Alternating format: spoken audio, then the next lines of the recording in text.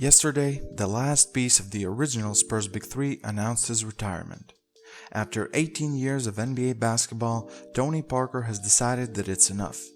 Unfortunately, he didn't retire in Spurs uniform, which was what pretty much everyone expected. There's still a chance Spurs sign him to a one-day contract and he gets to retire as Spur, but instead of focusing on what could happen, let's look back at the player himself. Hey guys, Purple Wrench here, and today I want to look back at Tony Parker's career and figure out just how good he was. Unlike most players, Tony Parker's path to the NBA didn't go through college. In 1999, Tony Parker signed with the Paris Basket Racing to turn professional. After one season there, he was offered to attend the Nike Hoop Summit in Indianapolis. There he proved himself enough to get offers from several colleges, but instead he chose to continue playing in France. After one more year in Paris Basket Racing, Tony Parker entered the 2001 NBA Draft and was selected with the 28th pick by the San Antonio Spurs. In the very beginning, Parker played as a point guard backup for Antonio Daniels, but soon after he took over starting point guard role and ended up starting 72 out of 77 games played. In his rookie season, Parker averaged 9.2 points and 4.3 assists. He led the Spurs in steal and assists and made the NBA's All-Rookie First Team. Next year, the Spurs had a great season, compiling 60 wins over 82 games, the best record in the league. Tony Parker himself improved quite a bit, averaging 15.5 points and 5.3 assists. He struggled a bit in the playoffs, but overall helped the San Antonio Spurs to win the NBA championship in 2003. Parker's tenure with the Spurs almost ended after winning the first championship.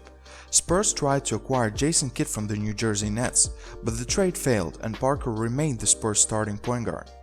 That paid off, as 2 years later, Spurs won another championship. Parker was great in the first 3 rounds of the playoffs, but once again struggled in the NBA Finals. Nevertheless, San Antonio did manage to beat the Pistons 4-3 in the NBA Finals. After underwhelming NBA Finals, Parker had a strong season in 2005-2006. He averaged a career-high 18.9 points per game and 5.8 assists. He also made his first All-Star team in the 2006 and helped San Antonio to compile another great regular season with 63 wins. In the playoffs, however, San Antonio was eliminated in the second round by the Dallas Mavericks, such denying San Antonio's second attempt for a repeat. Next year, Parker continued to be consistent and was named to the NBA All-Star team for the second time. Spurs had a great season and Parker made the NBA Finals for the third time in his career. This time they were facing off against the Cavaliers, who pretty much just had LeBron James. Spurs swept the Cavaliers, and unlike the 2 previous times in 2007 Finals, Parker was great, averaging a team-high 24.5 points and shooting 56.8% from the field and 57.1% from the 3. He was subsequently named the 2007 Finals MVP, making him the first European-born player to earn such an award. For the next 5 seasons, Parker would have good seasons with the Spurs, and every season they would make the playoffs but not get back to the NBA Finals. That luck changed in 2013 when they made the NBA Finals against the Miami Heat. Spurs should have won those finals, but thanks to Ray Allen and in Game 7 to LeBron James, Spurs lost the series in 7 games.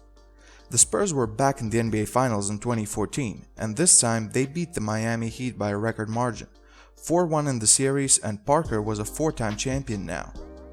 After the 4th championship, Parker signed an extension to stay with the Spurs for 3 more seasons. It was clear though that Parker was older now. While the Spurs still were having great regular seasons and made the playoffs every year, Parker wasn't as productive as before. In 2015 playoffs, the Spurs lost to the Clippers in the first round and Parker struggled, averaging only 10.9 points on 36% shooting. Next year, Spurs won a franchise-best 67 games, but were eliminated in the playoffs by the Oklahoma City Thunder in the second round. After the season, the inevitable happened. Spurs lost arguably their biggest part of the original Big 3. Tim Duncan retired, and now there was only Parker and Ginobili. When you lose a player like Duncan, usually the team goes down, but not the Spurs. Kawhi Leonard emerged as the 3rd star on the Spurs, so they still had great regular seasons, but in the playoffs they missed that leadership.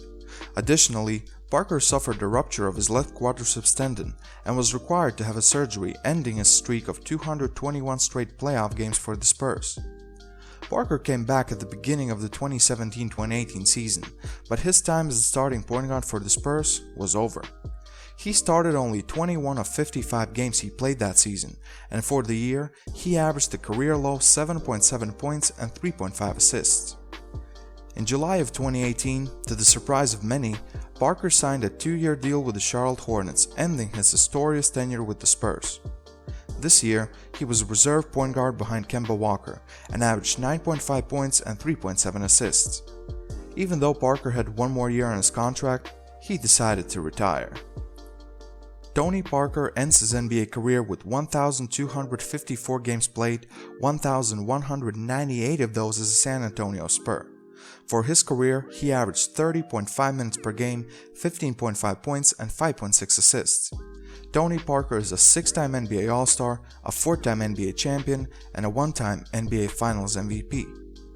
Besides NBA, Tony Parker represented his national team France in a bunch of tournaments. He won a gold medal with France in 2013 Eurobasket and was the MVP of the tournament. He's also a 2-time FIBA Euro Player of the Year, winning the awards in 2013 and 2014. Let's also not forget that he was the one player who put all the following players from France on the map, because he was so good. With all the accomplishments after a 20-year career as a pro, all there's left to say is, thank you, Tony, for all the memories, highlights, and professionalism you've provided. You will be remembered as one of the best point guards and certainly the top foreign point guard in the NBA. Thank you for watching, guys. Do you think Tony Parker is a surefire Hall of Famer? Where would you rank him amongst the top point guards in NBA history? Would you have liked to see him retire with the Spurs? Please leave a comment below with your thoughts and don't forget to drop a like for Tony. Also, subscribe to my YouTube channel. There's more awesome content on the way. Thanks for everything. This was Purple Prince, and I'm out.